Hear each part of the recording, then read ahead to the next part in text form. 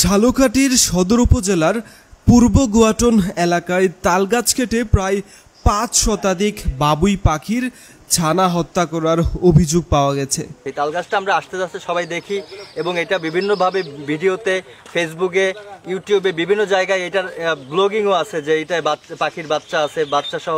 শুক্রবার বিকেলে একদল পাষণ্ড ব্যক্তি এলাকার বিশাল তালগাছটি কেটে ফেলে। গাছটি ছিল শতাধিক বাবুই পাখির বাসা ও প্রজননের একমাত্র আশ্রয়স্থল। স্থানীয়রা ঘটনার তীব্র নিন্দা জানিয়ে দোষীদের দৃষ্টান্তমূলক শাস্তি দাবি করছেন।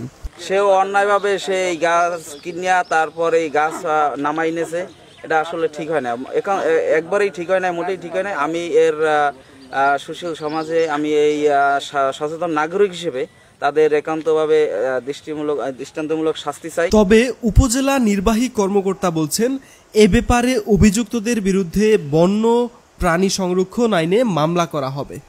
আমাকে কিছুক্ষণ আগে জানিয়েছে ফরেস্ট অফিসার, তাকে আমি পাঠিয়েছি যে সে হয়তো সর্বশেষ পরিস্থিতি আমাকে জানালে আমরা ব্যবস্থা করব। ঠিক আছে। গুয়াটন গ্রামের মুবারক আলী ফকিরের মালিকানাধীন জমির পাশে সরকারি সড়কে তালগাছটিতে দীর্ঘদিন ধরেই বাবুই পাখির নিরাপদ আবাসস্থল হিসাবে পরিচিত ছিল। এই গাছে অসংখ্য বাবুই পাখির বাসা, ডিম ও ছানা ছিল। গাছটি মুবারক আলী ফকির মিজান নামের একজন ব্যক্তির কাছে বিক্রি করেন। গাছ বিক্রি করছে, তার উচিত ছিল যে এই পাখিগুলো আগে যাইতো, তারপরে তার যদি একান্তই দরকার ছিল বা বলতো যে গাছ বিক্রি করা লাগবে, গাছ বিক্রি করতো। তালগাছটি কাটার ফলে প্রায় ৫ শতাধিক ছানা ও ডিম ধ্বংস হয়ে যায়। এই বন্যপ্রাণী হত্যার ঘটনায় এলাকাবাসী মর্মাহত হয়ে পড়েন। স্থানীয়রা বলছেন, এই তালগাছটি শুধু একটি গাছ ছিল না, ছিল একটি প্রাণী বৈচিত্র্যের কেন্দ্র। বিনোদনের ব্যাপার, ওখানে গেলে মানসিক শান্তি পায় মানুষ। এবং শুধু আমি না, এখানে আপনারা যদি তালগাছটা থাকা অবস্থায় আসতেন, দেখতেন কত মানুষ এই তালগাছটার নিচে আসে এই বাবুই পাখি দেখার জন্য, বাবুই পাখির শব্দ শোনার জন্য, ওখানে বসার জন্য।